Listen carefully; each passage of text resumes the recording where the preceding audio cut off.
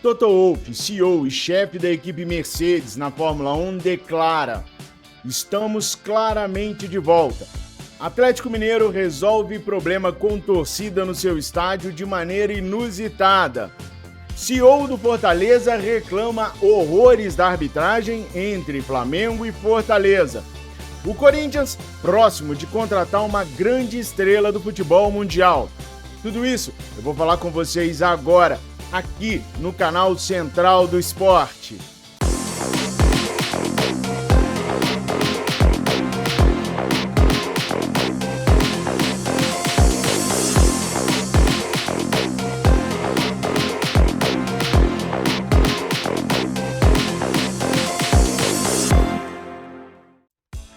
A Mercedes de Lewis Hamilton e Toto Wolff não sabia o que era vencer uma corrida fazia tempo. O britânico, considerado por muitos um dos melhores pilotos de todos os tempos da categoria, não liderava uma corrida há mais de 30 grandes prêmios. Mas, neste final de semana em Silverstone, tudo mudou. O britânico foi o vencedor da corrida e agora Toto Wolff já coloca suas garrinhas de fora novamente. Toto Wolff expressou sua satisfação com o progresso feito pela Mercedes nesta temporada após duas vitórias animadoras de George Russell e Lewis Hamilton, na Áustria e em Silverstone. A equipe começou a temporada de 2024 com o objetivo de corrigir os erros das desafiadoras temporadas de 2022 e 2023, apenas para mais uma vez se ver significativamente atrás da Red Bull, que tem dominado a atual era de efeito solo da Fórmula 1 até agora, quando a ação começou. No entanto, uma série de atualizações encorajadoras, principalmente a partir do Grande Prêmio de Mônaco, impulsionaram as flechas de prata para a disputa, trazendo sua primeira pole position, pódios e, mais recentemente, vitórias do ano. No Red Bull Ring, George Russell aproveitou um choque tardio entre Max Verstappen e Lando Norris para garantir a vitória, enquanto em Silverstone, a dupla da Mercedes garantiu a primeira fila do grid antes de Hamilton triunfar em condições climáticas instáveis. Isso significa que, nos últimos 4 finais de semana de corrida, a Mercedes conquistou 2 poles, 4 pódios e 2 vitórias, dando ao Wolff e ao resto da equipe muito otimismo à medida que a temporada entra na segunda metade.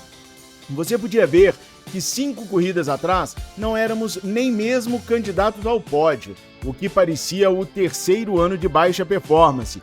E então fez sentido, disse Wolff, com a Mercedes tendo vencido apenas uma corrida desde o início da temporada de 2022.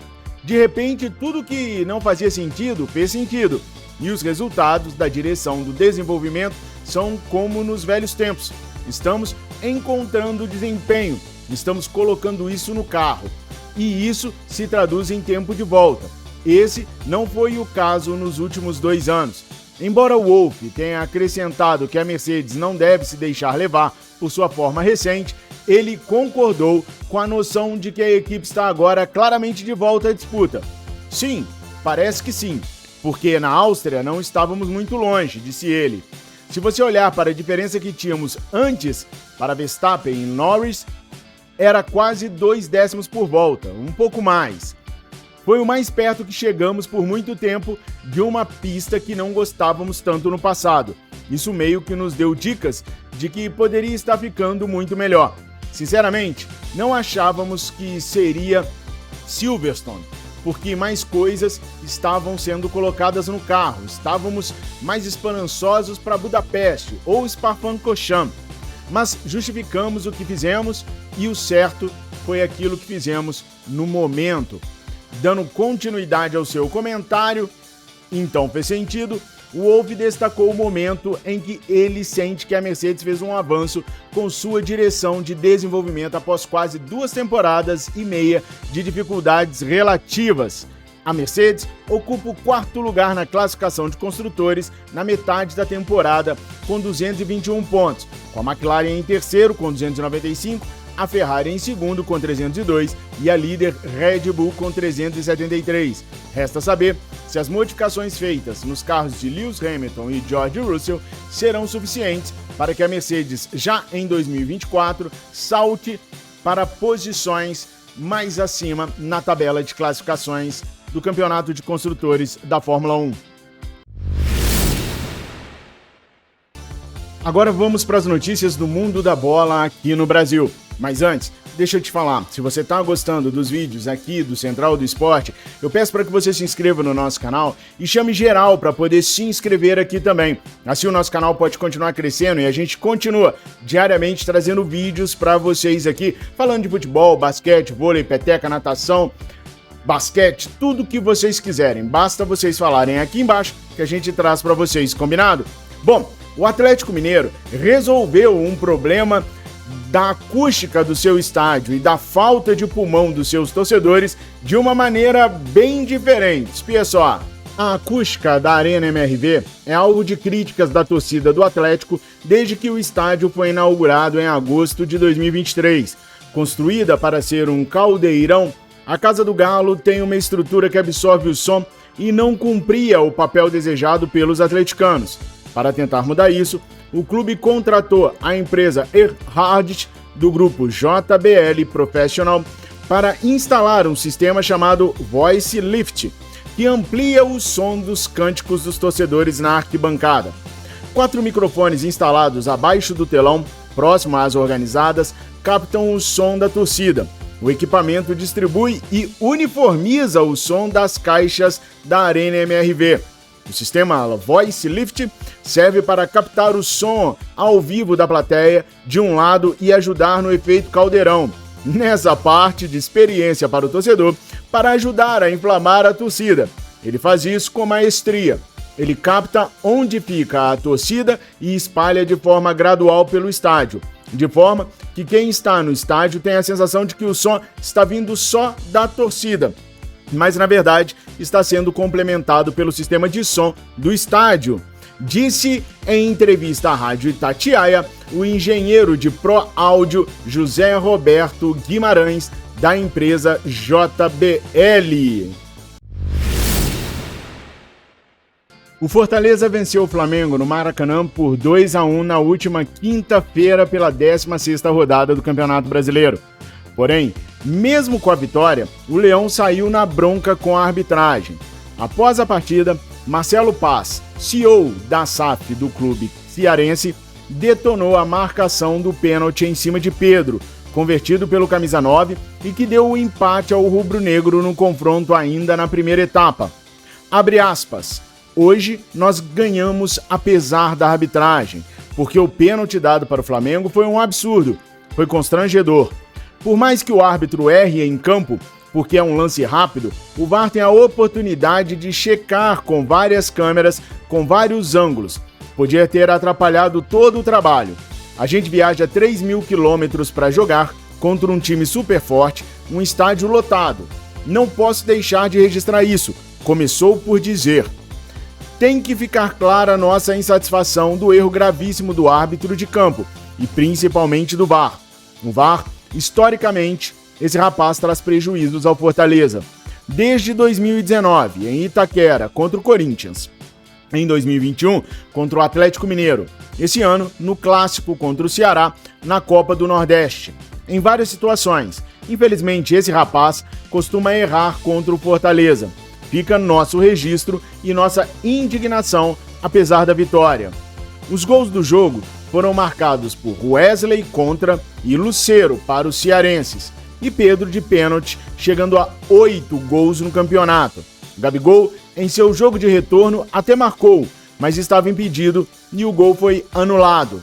Enquanto o Flamengo segue com 31 pontos, agora na terceira posição, o Fortaleza sobe na tabela, indo aos 26 em sétimo. Na próxima rodada, o Fortaleza volta a jogar na quarta-feira contra o Vitória, dentro da Arena Castelão.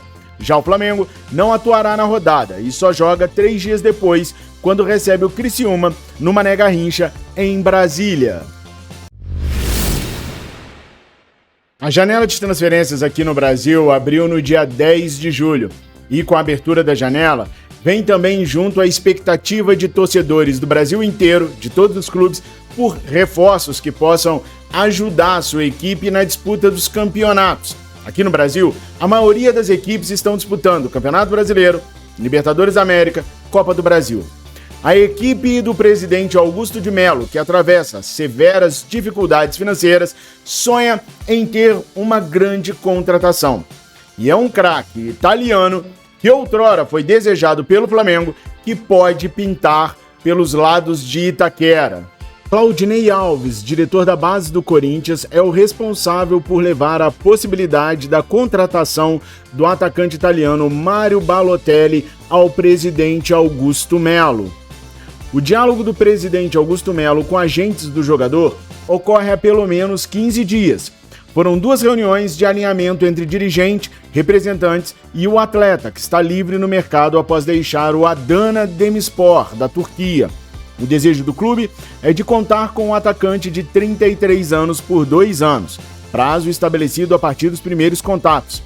Ele quer 3 milhões de euros por ano em um contrato de 2 anos e as luvas pagas em 2 anos de 2 milhões de euros, disse Claudinei Alves em entrevista ao site Goal.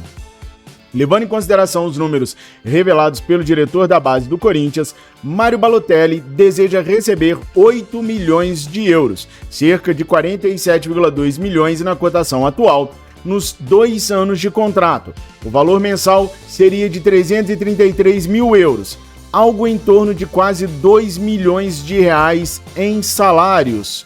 O avanço do negócio depende de 2 fatores. As informações sobre o pedido de Balotelli acabaram direcionados para o departamento financeiro, além da palavra final de Augusto Mello.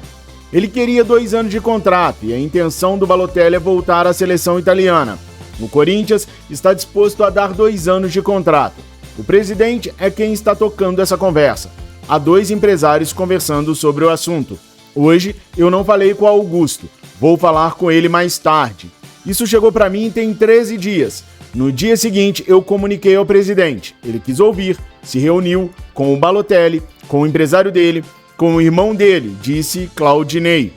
Ainda com cautela sobre Balotelli, o Corinthians tem confirmado a chegada do goleiro Hugo Souza, que inclusive já treina no CT Joaquim Grava.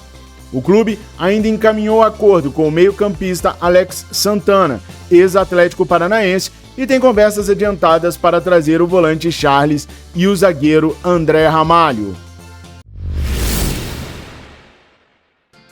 É inegável que uma contratação como essa de Mario Balotelli abrilhantaria muito o Campeonato Brasileiro e a Copa Sul-Americana, que são as 2 competições que o Corinthians está envolvido. Mas será que aos 33 anos o atleta, que já se mostrou tão displicente, tão descompromissado em outras equipes, agora viria para realmente jogar sério? Será que o Corinthians tem condições de bancar um salário de 2 milhões de reais mensais para o astro italiano? O que vocês acham, corintianos? O que vocês acham, torcida brasileira? Estão gostando do nosso canal? Então, clica aí, comenta, curta e compartilha. Deixa aí nos comentários o que vocês estão achando de tudo isso. E é claro, se inscreva e recomende o nosso canal para a gente voltar aqui mais e mais e mais vezes com informações do mundo do esporte, não só do Brasil, mas também do mundo inteiro. Tamo juntos, obrigado por tudo e até a próxima!